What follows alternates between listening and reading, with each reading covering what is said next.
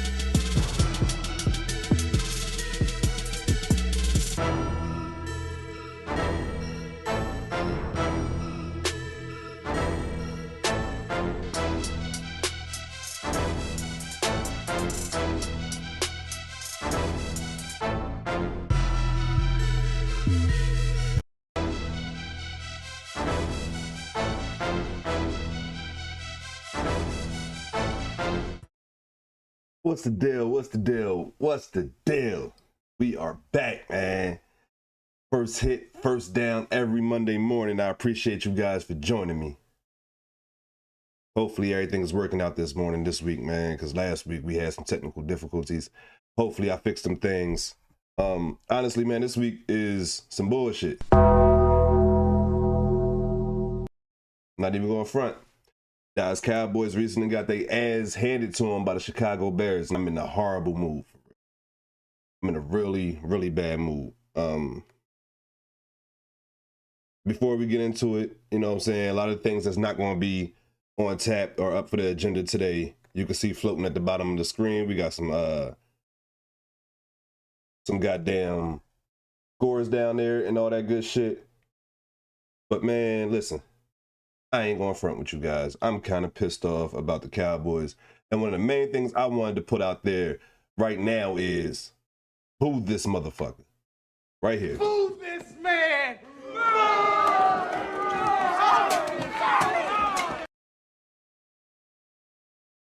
Boo this man! Keep it going. Keep it going.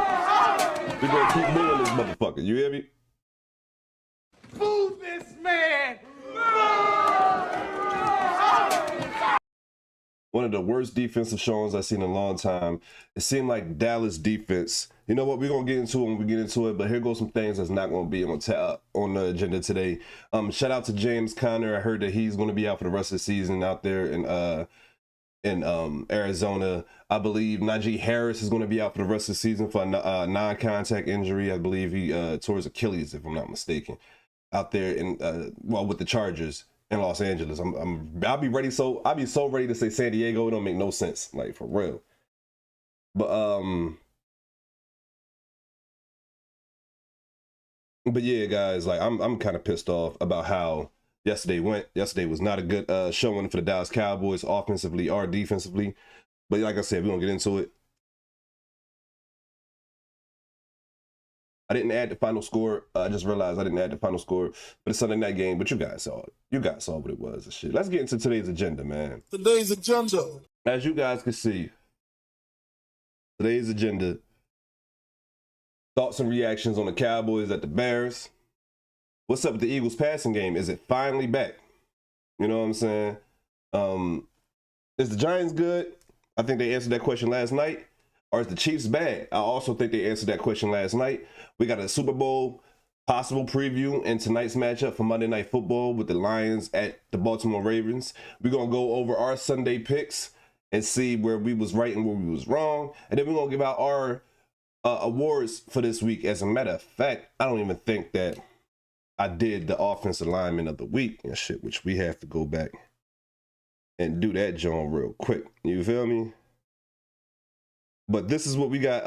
This is what we got in store today, guys. For real, nothing too major. We really gonna focus on this goddamn Dallas Cowboys and this motherfucking Chicago Bears game. Y'all see the final score of that goddamn game? Chicago Bears beat the Dallas Cowboys 31-41 behind Caleb Williams going for 4 touchdowns, damn near 300 yards passing, damn near perfect completion percentage, all that good shit that you could have when you playing against the Dallas Cowboys defense. This past week on the Wake and Bake podcast, I told you guys that Dallas versus Ben Johnson's offense, they don't really do too well against his coached offense. We saw them against the Lions the last couple of years, and that shit did not work out too well. You feel me? So that shit came to fruition in this game. Dallas with the misdirection as usual. I don't know what it is about this misdirection when it comes to Dallas defense. They're so one of the most undisciplined groups in the NFL. I'm getting tired of hearing this notion about, oh, well, maybe the defense is too complicated. Y'all professional fucking football players. Y'all can't just be telling the motherfuckers that, oh, all you gotta do is line up in front of the guy and run with them. If that's the only defense that you guys can understand, then y'all need to get the fuck up out of here, yo. Because we can't just play cover 3 and blitz all the time. Like we was playing cover 3 when Dan Quinn was here. I mean, he made us play better. I ain't gonna front. Seemed like the only defensive coordinator that our team can really play with is Dan Quinn, for real. At least until the playoffs, and then they start doing fuck shit in the playoffs and shit. But this defense is horrible, bro. I don't, like, the scheme don't match the players don't match the schemes. Like, this shit is horrible. And it's really bothering me because we have a chance at winning the games that we are in. I mean, this past game, it was bad from the beginning. Like, I told my wife, like, this seemed like one of those games that Dallas is going to lose, and we sure enough motherfucking lost.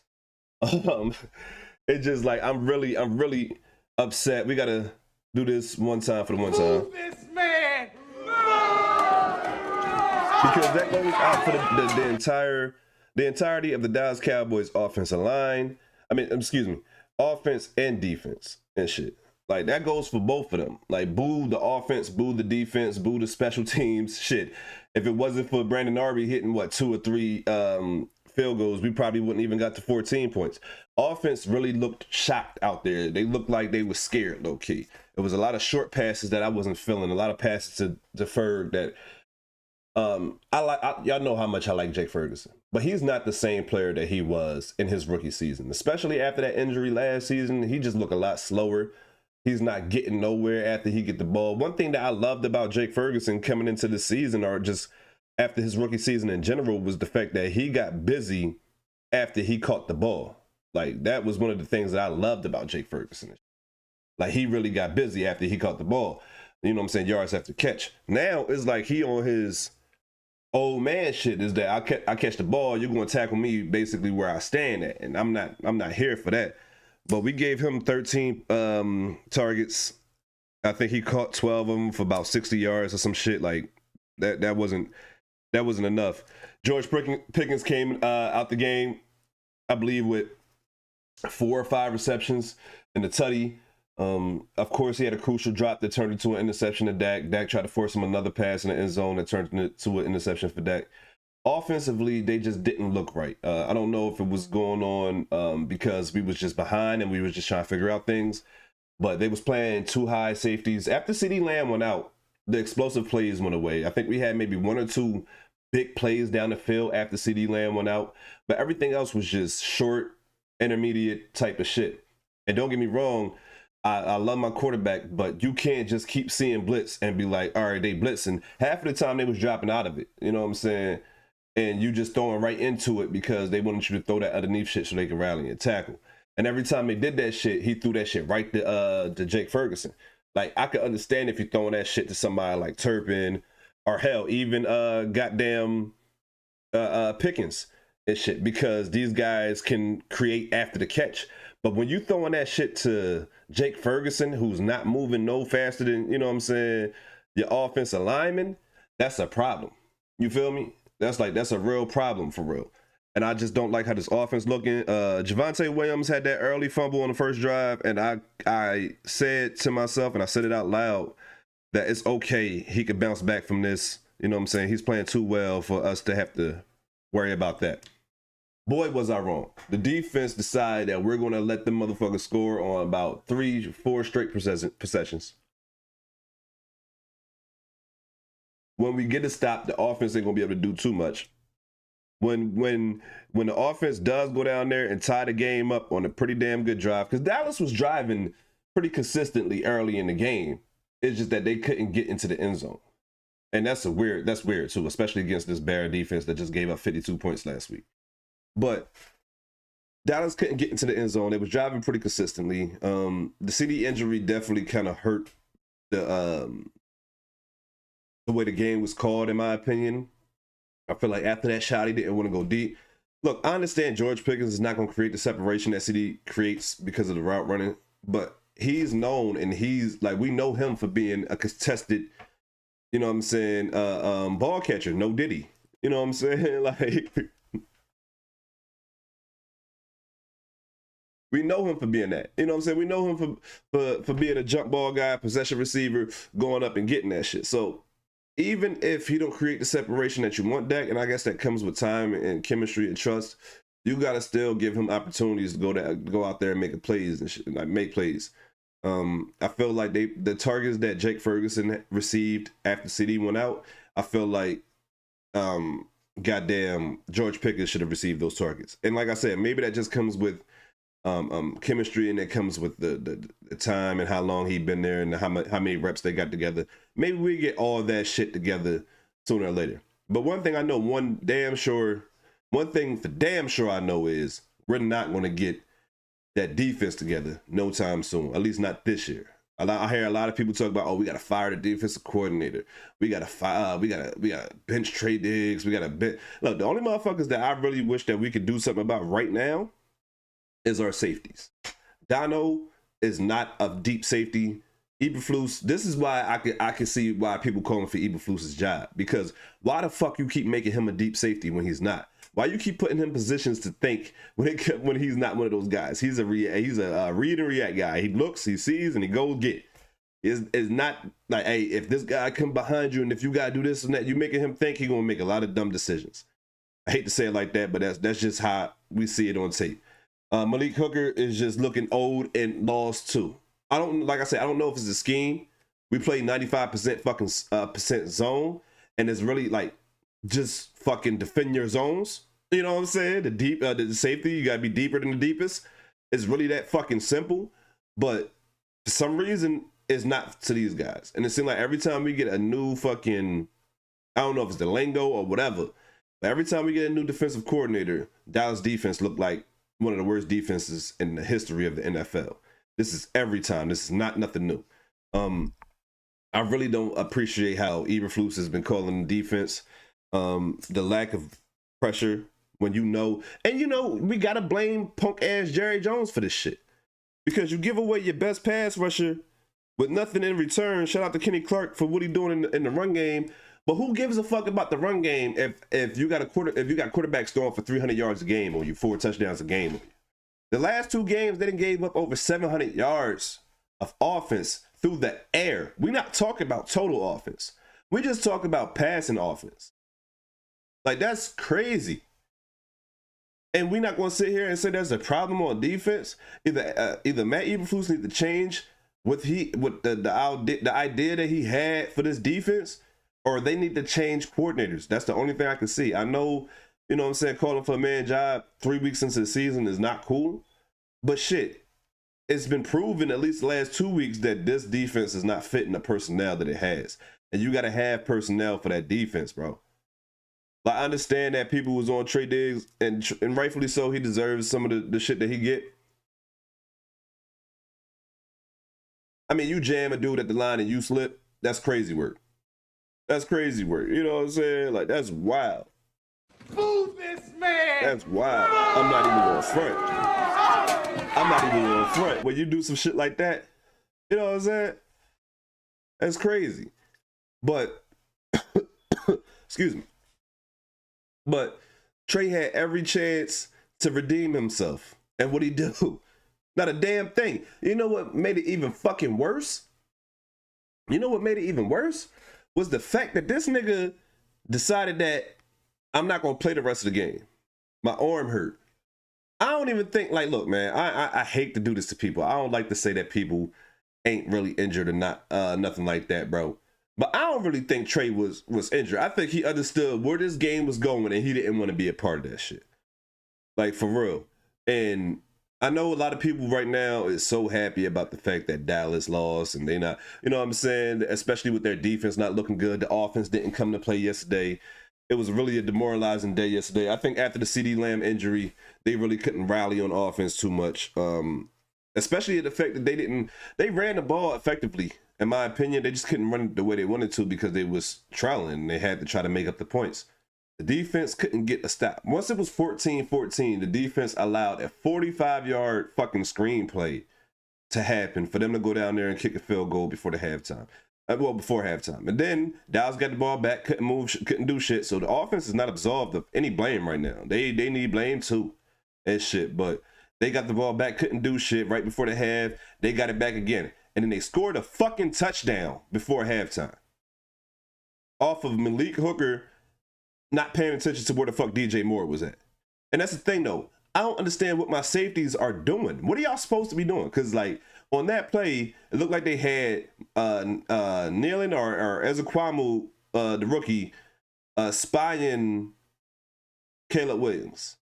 Why the fuck is Malik Hooker following Caleb Williams? Why are you not covering your zone like you're supposed to be? Like, I can't. Y'all know, like, I feel like Matt Eberflus is playing zone because he knows that his team is not good enough to play man-to-man. If you're not good enough to play man-to-man and you're not good enough to play zone, bro, these are the type of situations that you're going to find yourself in when you're losing 31-14. When you're down, you know what I'm saying, in the fourth quarter against the Giants and shit like that. Like, and it's so funny that I even mentioned the Giants, right? Because we'll get into that later. But I told you guys during that game last week that the Giants won't play that well ever again, especially on the offensive side of the ball. I told you guys that shit last week. I mean, I know when I'm right, but shit, like, I was saying that the Dallas defense wasn't as bad as it was last week either. But I think I was completely wrong about that shit. And that got everything to do with the personnel and the play caller. Like, they both of these motherfuckers get blamed in that shit.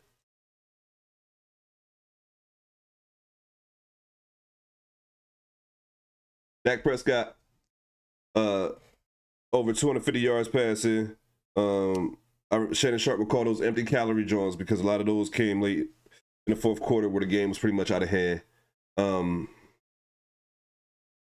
pass to touchdown, if I'm not mistaken. Yeah, one pass to touchdown, 2 interceptions. First interception goes off of George Pickens' hands, which is an easy grab in most situations. Second interception, Dak Prescott pressing at the goal line, trying to force something to George Pickens. Tremaine Edwards make a great interception. You know what I'm saying? Make a great play on the ball, get an interception. Like I said, Dallas' offense is not absolved from this situation because you knew coming into this game that your defense was on some shit just based off of what happened last game. You should have known that today was going to be a track meet. Well, yesterday was going to be a track meet, and you guys was going to have to, you know what I'm saying, go blow for blow with these guys, band for band, if you will. And you motherfuckers wasn't able to do that. So the offense is, you know what I'm saying, they don't get a pass for this shit either. Dak Prescott the first 2 weeks, a lot of people were saying he was looking like MVP level, and he made some MVP level throws, but it just wasn't enough. I don't know, like I said, if Shotty got a little bit nervous because CD wasn't there, and CD opens up a lot of the offense for us, or if he just didn't trust anyone else to be able to be the number one guy like CD. When you got George Pickens, though, you gotta in situations like that, You just got to see if he's going to be that guy. That was a perfect chance to see that, and I feel like they threw the ball to Jake Ferguson the amount of times that they threw that. They should have threw that shit to goddamn George Pickens for. But like I said, Dallas loses 31-14 to one of the worst teams in the league. Another team that probably won't have this type of offensive explosion. Now, they do have a great offensive head coach in Ben Johnson. And like I said, Ben Johnson against the Dallas Cowboys defense, he seemed to make us look stupid a lot. But that's just, I don't see the Bears having another offensive explosion the way they did against the Dallas Cowboys, against any other team the rest of the season. The same thing I said about the Giants, and we saw what happened on Sunday Night Football. But let's get on to the next game of the week and shit. Let's get back to the agenda. You guys see what's up next. Excuse me. We got the Philadelphia Eagles and the goddamn Los Angeles Rams. So you see the final score on that game, which it might be deceiving to some because the final score before Jordan Davis decided to just be a freak athlete for real was goddamn 27-26. The Rams was going ahead to kick the game-winning field goal. Jordan Davis got his second field goal block of the game. But not only did his big ass block that motherfucker, but he ran that bitch all the way back to goddamn, I think for like a 60-yard touchdown shit. And big fella was moving, bro. Big fella was moving. I was so proud to see it. I ain't gonna front. I hate the Eagles, but y'all know I love when I see a big man score a touchdown. Y'all know I love that shit, man. But big fella was moving. The story of this game was the tale of two halves. The first half, the Eagles went down the field after an early interception from Matt Stafford. Zach Barnes just jumped the play, which was a great play by him. Pass was going over the middle to, I believe, Devontae Adams. They drove down the field, tush push, touchdown. Looked like a regular Eagle game. Defense set them up with a short field. The offense capitalizes on it. But the Rams said, nah, we're not going for it. And they proceeded to dominate the first half. You know what I'm saying? The rest of the first half. I believe at the end of the first half, it was 26-7. And the Eagles looked like they was going to get blown out. And it's so funny because on the Wake and Bake podcast this past Saturday, I said that if the Rams get up by a couple of scores early on the Eagles, that this game might be a blowout. And a la Dallas at Chicago. But they didn't. They didn't, and you got to give credit where credit is due. Jalen Hurts and the Eagles offense came out in the second half and did exactly what everyone in the NFL and around the NFL and who's been covering the NFL, myself included, has doubted them for, which was go out there and air the ball out consistently and go score. I believe 3 straight drives coming out of the second half, he went down there and scored a touchdown. If I'm not mistaken, it may be 2 or 3. You know what I'm saying? But Jalen Hurts answered the motherfucking bell, honestly. Like, he answered the bell when it came to showing that he could move the ball downfield and you could trust him in these tight positions, you know what I'm saying, on late in the game, and you need a comeback type shit. Like, of course, this is a Super Bowl MVP. I know a lot of people doubt him, myself included. I'm not going to sit here and act like I don't and shit. But, you know, he answered the motherfucking bell, in my opinion, yo. Shout out to Jalen Hurts. Shout out to Swole Batman, a.k.a. AJ Brown. Showed up, was able to get his game going today and shit. He was running angry, catching angry. Everything he did today was angry, you know what I'm saying? Well, yesterday and shit. Right? But the Rams defense, please come to the front, yo. Please come to the front. Move this man! Because y'all had every opportunity to put this game away. Jared Verse in the first half got a strip sack fumble on Jalen Hurts. Second half, y'all couldn't get no pressure. Y'all knew they was throwing all second half, and y'all allowed them to do so. I understand that they have injuries on the back end, the Rams. I understand they had injuries to their linebacker position. But you guys handled that shit in the first half. Saquon Barkley is normally the ones that murder y'all, you know what I'm saying, that kill y'all on the offensive end. And y'all held him in check. Excuse me. I'm still recovering from my sinus infection. Whatever. But the second half, the Eagles just said that everything that y'all didn't allow us to do in the run game, we're just going to do in the pass game. We're going to throw it short. That's going to be an extension of the run game. You know what I'm saying? We're going to throw it deep because we got two of the best receivers in the league. And we got to remember that we have that. This is from the Eagles' perspective, of course. But those guys, in my opinion, I hate to say it, man. I really hate to say it. Those guys look good. They look like the defending champs for a reason, man. The second half really proved that the Eagles is not one of those teams that you could just bully. You're going to have to play the entire game. You know what I'm saying? You're going to have to play the entire game. Like, there's not one of those guys that they just going to give up in the first half. Or they're not going to give up when things look like it's getting out of hand. They understood that it's 2 halves to a game, and they got one of the best, you know what I'm saying, offenses in the league. Regardless of how you feel about the quarterback, they got some of the most explosive players in the league. We got players that can give you big plays and touchdowns quick. And they was able to do that shit. Like I said, I think the first 2 or 3 drives out of halftime, they went down the field and scored. The Rams did not answer. Rams kept taking field goals early in the game. It's so funny because I was looking at it, and I'm like, all right, yeah, the tush push. I think they had missed a false start on that one. And, like, that's my only complaint about the tush push. I don't care that they use that shit, bro. I really don't. Like, if you can't stop a play, I'm going to keep fucking using it. And then when you stop it one time, I'm going to do it again the very next play just to make sure that you stop that shit. You know what I'm saying? But the play don't bother me. It's how the play is officiated that bothers me.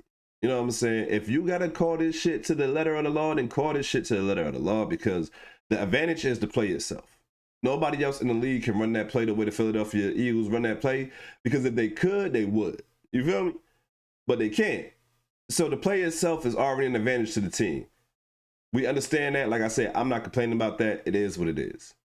But the way the play is called can't be to the advantage of the team also. They converting this bitch at 90%, you know what I'm saying, or higher clip. So you automatically in a disadvantage if you're the defense anyway. You got to have the aficionados, if you will, call this motherfucker straight down the middle. You know what I'm saying? Give us a fair shake, if anything.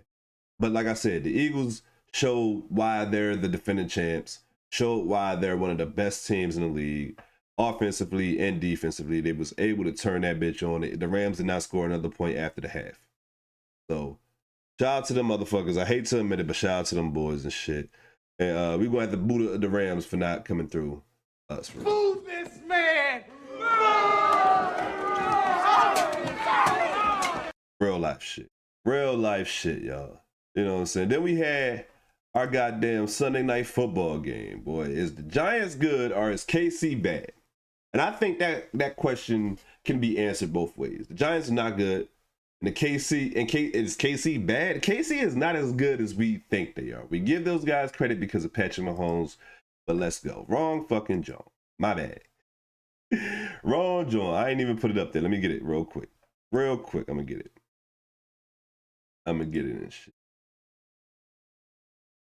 But, man, like, watching that game last night, I think the Giants had every opportunity to go out there and win that game. Russell Wilson, of course, did not look nowhere near as good as he did in that game against the Dallas Cowboys. As a matter of fact, he looked exactly like what everybody expected Russell Wilson to look like, you know, in that game against the Cowboys. The difference is Cowboys defense was like, hey, let's make Russell Wilson look as great as he ever, you know what I'm saying, was at any given point in his goddamn career.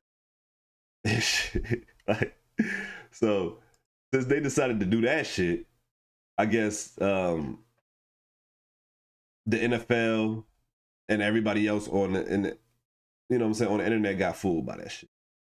So let me just do this real quick. Why here? What was the score? It was, I think, 22-9, if I'm not mistaken. If I'm not mistaken, that was the final score of the Giants and Chiefs game, 22-9. The Chiefs needed all of their 22 points to win. It's not like they, you know what I'm saying, they were just out here just bullshitting. Nah.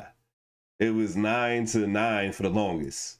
And then, you know, I think the second interception that that Russell Wilson threw led to the Chiefs scoring the go-ahead touchdown, and then after that, you know, the Giants was just basically playing catch up for the rest of the game. And we know one thing for sure is that the Giants can't play from behind. Like, they have to play with a lead, because that pass rush will be able to get, you know what I'm saying, get going if they had the lead and shit. And also, We have a chance. Dude, you can't. Now get the fuck out of here. Get the fuck out. Get the fuck out of here. because I was so mad at the fact that I was one of them motherfuckers that's like, oh, the Chiefs is on upset alert. And now, don't get me wrong, like, you guys gonna see in this week's picks and shit that I did pick the Chiefs to win this game. But I did say on the Wake and Bake podcast that that I wouldn't be surprised that the Giants win this game, you know what I'm saying, on some sneaky shit, because the Chiefs don't have any weapons, and the Giants pass rush was actually pretty damn solid.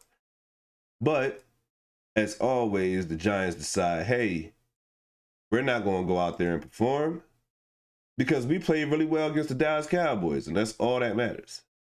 And this is what I was talking about earlier when it came to the Chicago Bears and the Giants, how they were similar in both of those games, right?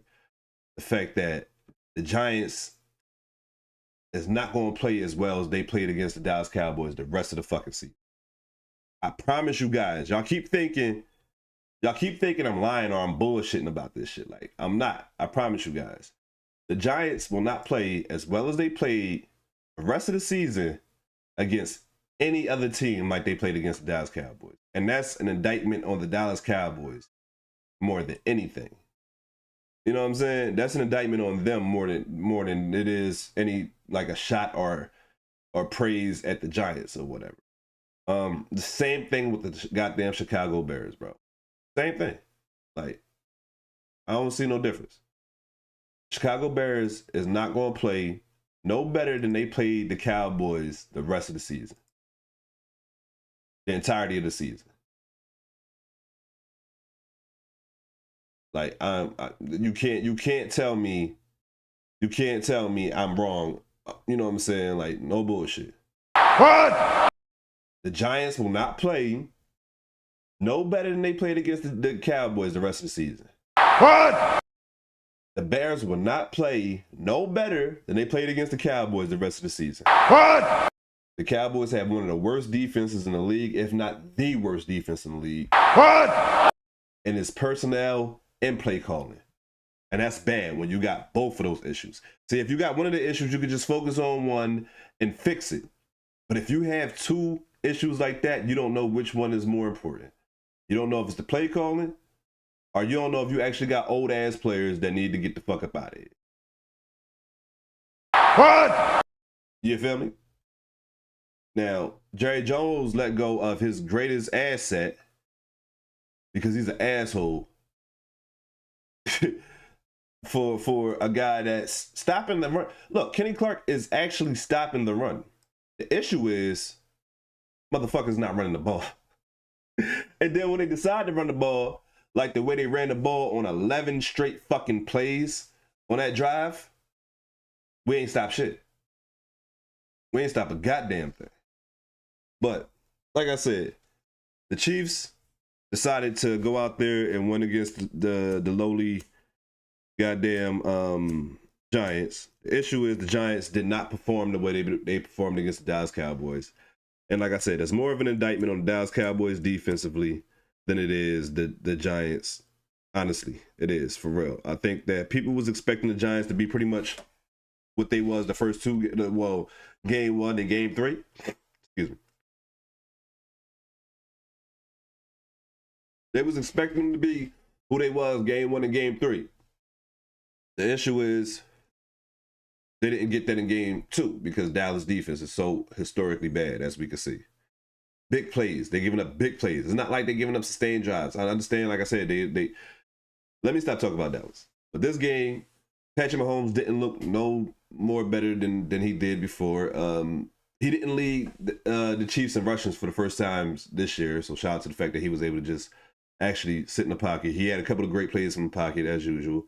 Travis Kelce did not have a big game, a huge game, but he You know, he had a Travis Kelce game, what we consider a Travis Kelce game at this point now. Malik Neighbors, the Chiefs defense did everything they possibly could to make sure that this guy could not affect the game, and they did a really good job at that. Goddamn, what's my boy name? Oh shit, fucking Russell Wilson. 0 touchdowns, 2 interceptions, 160 passing yards. That's what Dallas was expecting in week 2. The fact that they got 450 yards and 4 touchdowns is crazy, or 3 touchdowns is crazy. Scatterboo, he led the way with receiving yards, with 60 plus receiving yards, and rushing yards, 60 plus rushing yards. He was basically the Giants offense, which is crazy to say. But the Giants showed exactly what I told you guys they was going to show, which was nothing, because they're not a good team. They got a good pass rush, and that's pretty much it. The issue is Dallas defense is just that bad to make these bad teams look way better than what they are, for real. Before we get into our Monday night predictions and our thoughts and talks on that, let's get into our goddamn picks of the week, man. Hopefully I put that up here, because I don't even think I put that up here, for real. Well, we got, all right, so we got our picks of the weeks on who we had correct this shit. You know what I'm saying? We got, this is our initial picks of the week, and then I'm gonna go ahead and put up the picks of the week on how they look now and shit. And of course, this is excluding the Monday Night Football game, because that shit hasn't happened yet. But you guys gotta let me know who y'all think gonna win that Monday Night Football game tonight. I think this is gonna be one of the best games of the year. I called that the San Diego, I keep saying that, bro. Los Angeles Chargers and the Denver Bronco game was one of the games of the week, one of the games of the year, and it did not fail. It did not, you know what I'm saying? It wasn't, it definitely was, you know what I'm saying? Definitely one of the best games of the year. San Diego won on the walk-off kick. Yo, the field goals yesterday is so funny. The Eagles won on the blocked field goal. It was a blocked field goal that got the Jets back into the game before the Buccaneers was able to go drive down the field and kick a last-minute field goal. It was just like the field goal kickers, rather for good or for bad, Atlanta just cut Young Ho Koo and had a nigga named Romo, and then Romo just missed his first 2 kicks of the week after they fired Young Ho Koo. And shit, so it's so funny that all this stuff is happening with these kickers and shit, man. And the only consistent kicker in the league is with one of the worst defenses in the league, in Dallas. And honestly, we got to start talking about Dallas. Well, we don't have to start talking about Dallas offense. Let me not say it like that. But we do have to give these guys a lot. You know what I'm saying? They got to get some of the blame. They have to get some of the blame at the fact that the Dallas Cowboys couldn't consistently put up points this week on a bad defense that just let up 50. Now, we all know if a team lets up 52 points, the last thing they want to do is let up more points the very next week and shit. So, you know, the Bears was definitely going to come out with the mindset of we not allowing the Cowboys to run up the score on us and shit. Regardless of how we look on offense, we're not going to let them run the score up on us and shit, defensively minded. But at the same time, Dallas, you gotta say fuck all that and go out there and do what you're supposed to be doing and shit. But it was just like I said, it's just a bad look this week for a lot of teams. I'm about to bring in how the picks of the weeks is looking this week and where did we go wrong at, and what were some of the surprise wins this week? Because I think the biggest surprise win this week, we about to talk about it right now, was that game out with Atlanta and Carolina. I think there is no team in the league that, even what happened with Chicago and Dallas, because you could kind of see that coming. Like I said, I called that myself out on the Wake and Bake podcast, that Ben Johnson's offense against Dallas defense, he tends to show up against those guys. I mean, I definitely said that Dallas was going to win, but I kind of called how Ben Johnson's offense shows up against Dallas defenses and shit. But I think the game that nobody was expecting especially based off of what everybody was saying about Atlanta, and hell, even goddamn, what's my boy name? Young and shit over there, and Bryce Young over there. You know, wasn't nobody believing in this guy no more and shit. Oh, I put Jay Will picks up here. God damn it. Fucking up. Fucking up.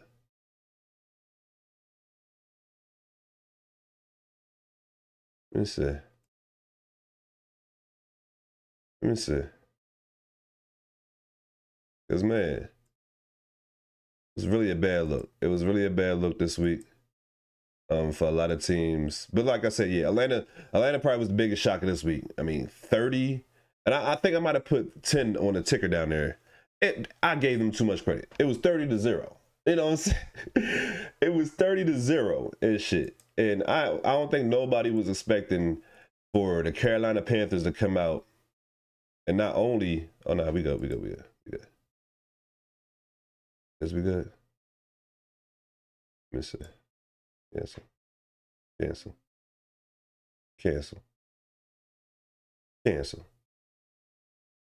All right, yeah, we good. No, we not. Shit. We wasn't good.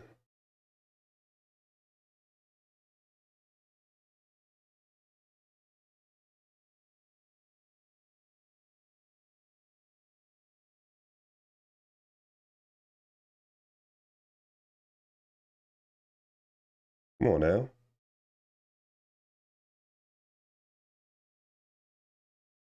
All right, so look, I'm gonna just let you guys know because this shit not popping up for some reason. But you guys know what games won and didn't win this week, and you see the games that I had picked this week.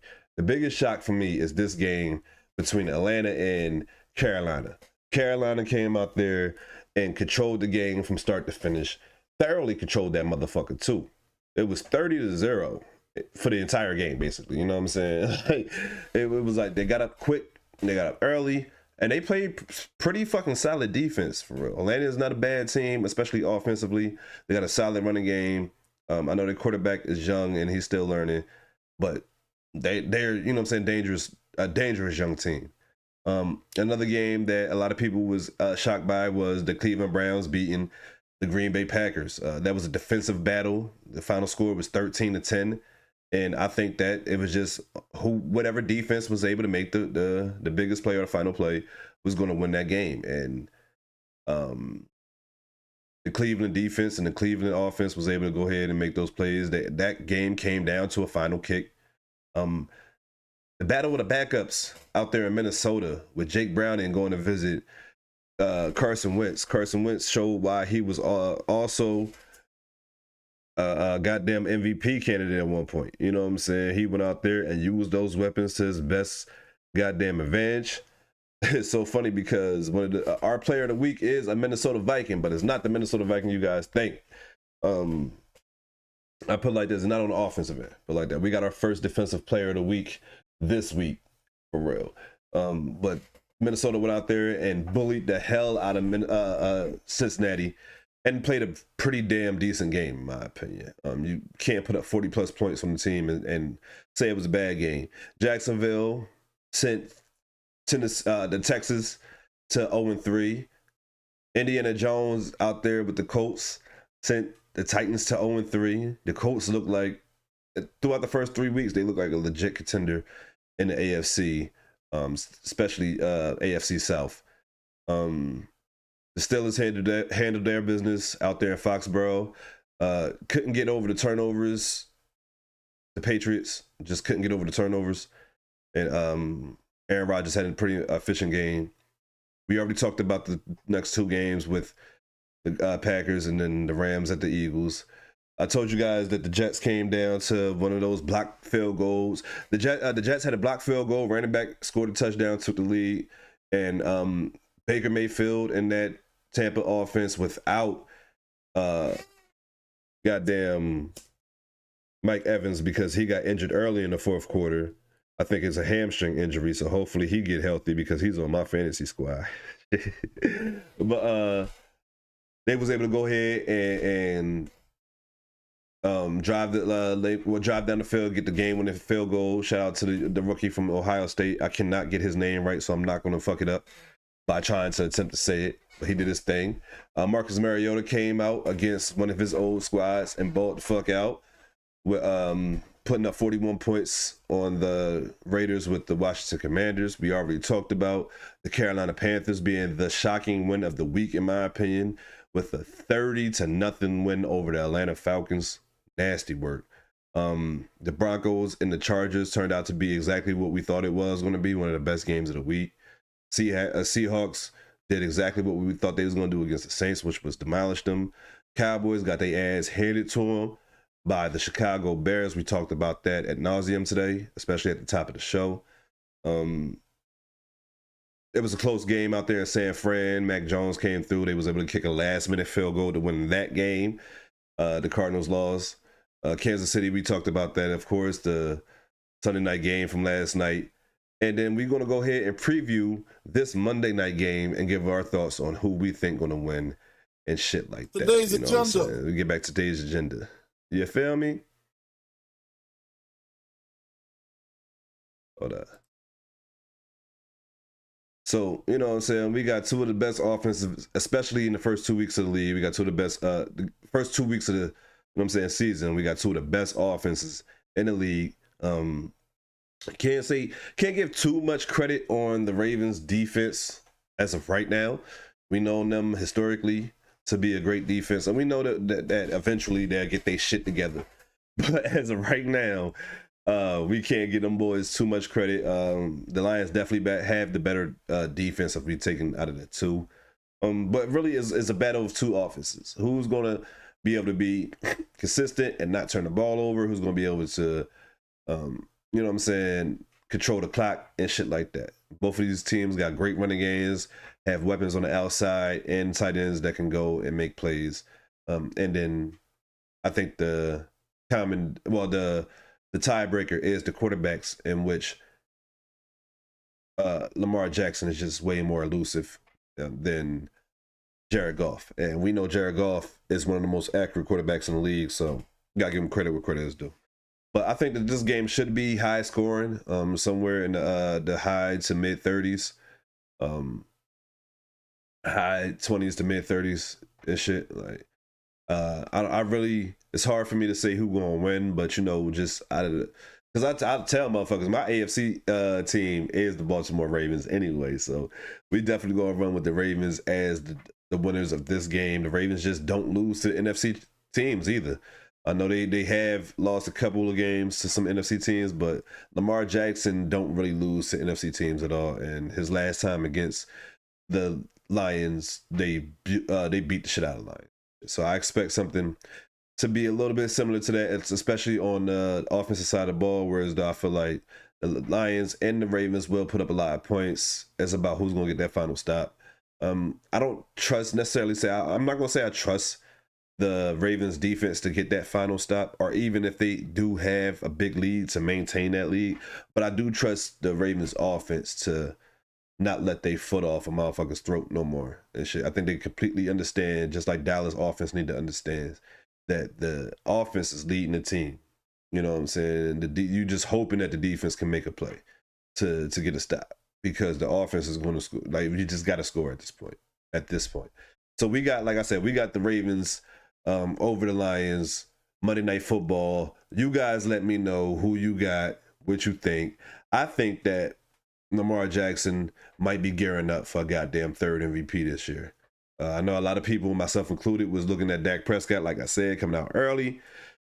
But boy, oh boy. You feel me? Like, the defense is not going to allow you to be that good. Ask Joe Burrow. You know what I'm saying? Ask Dak Prescott a couple years ago when he had to deal with bad defense. Shit. It's not his first time dealing with a bad defense at all.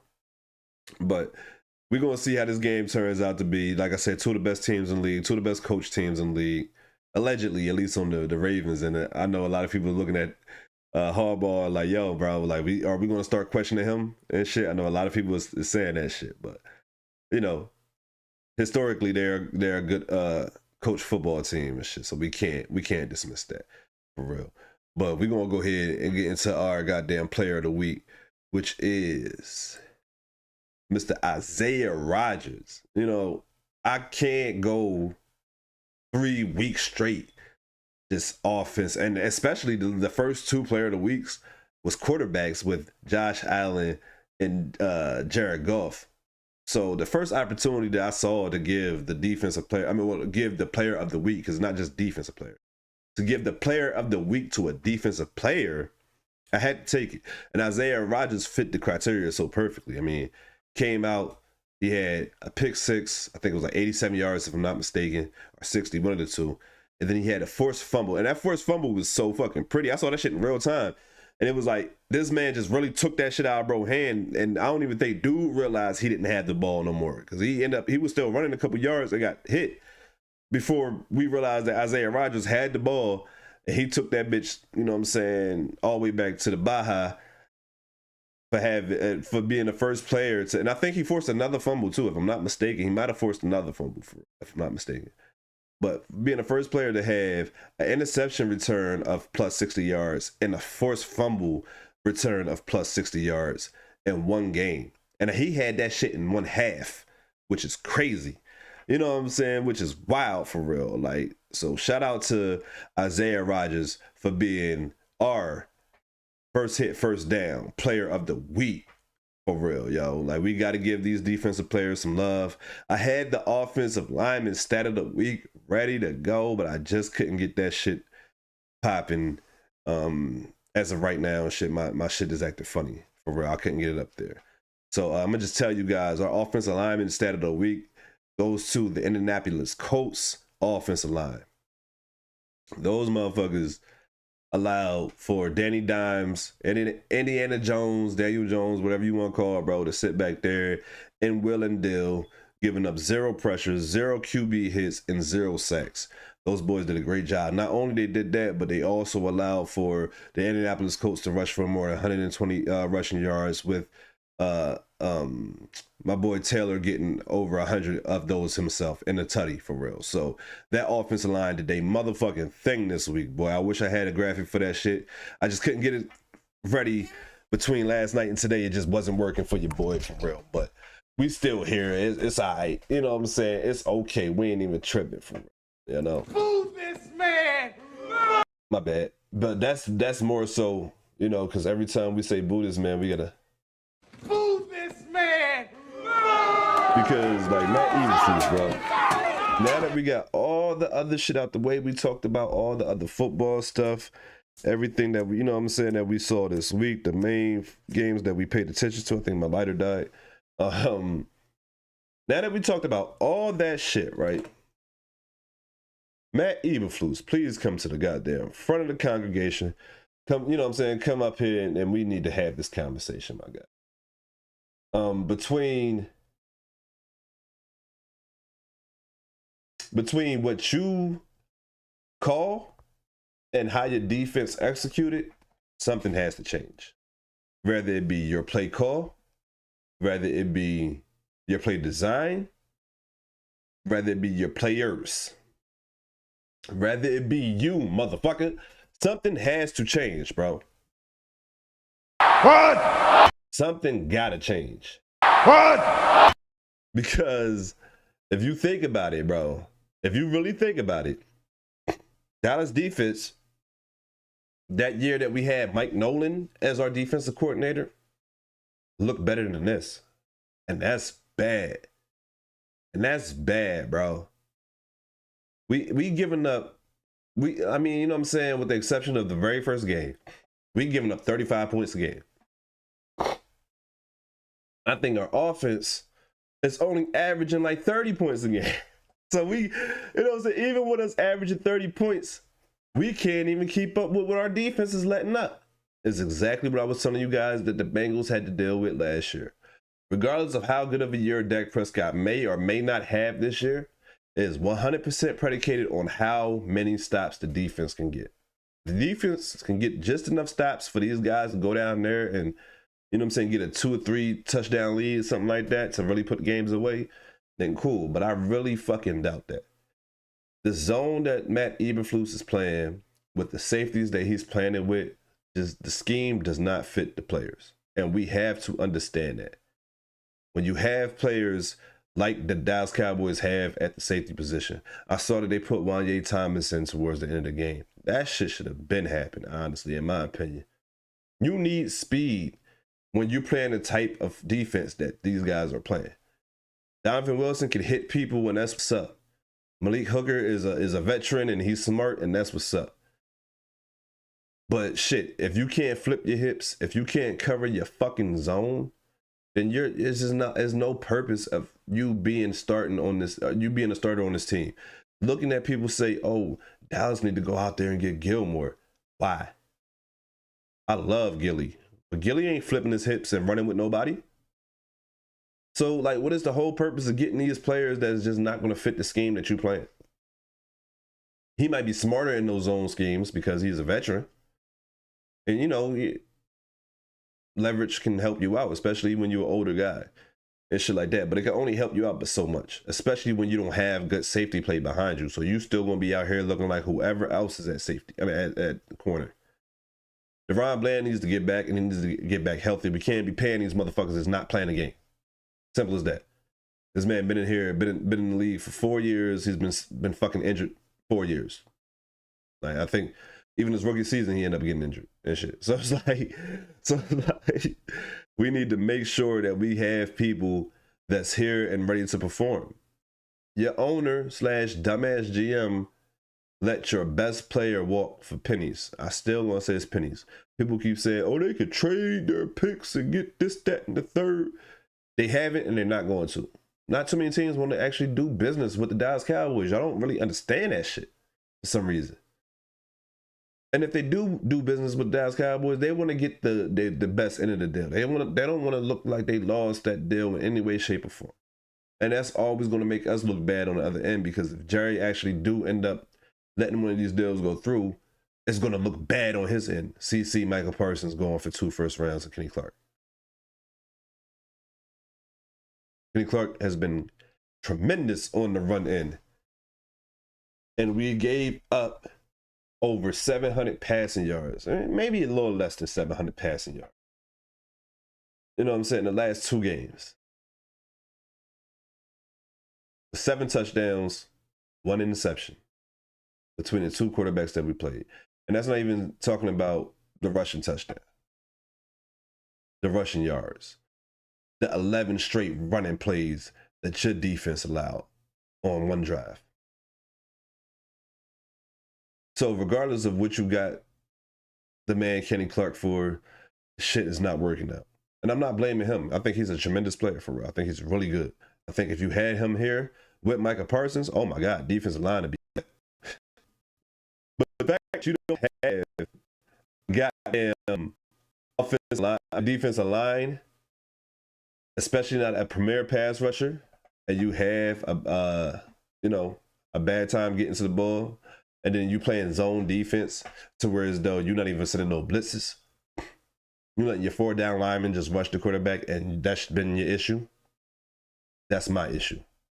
That's my fucking issue. And with that being said, y'all, Boo this man!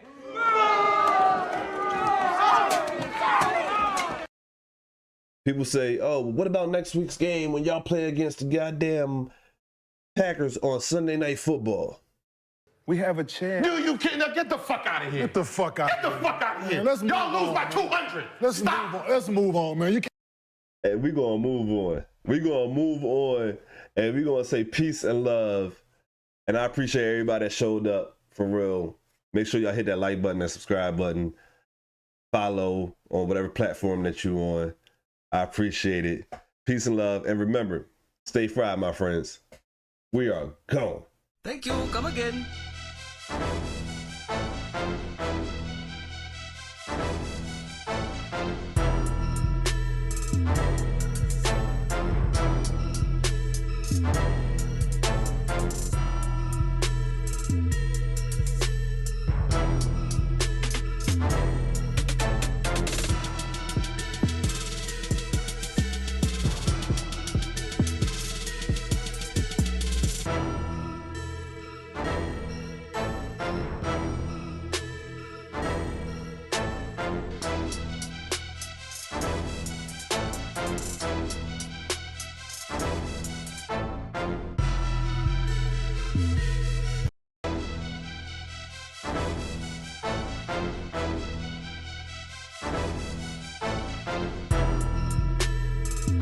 you come again.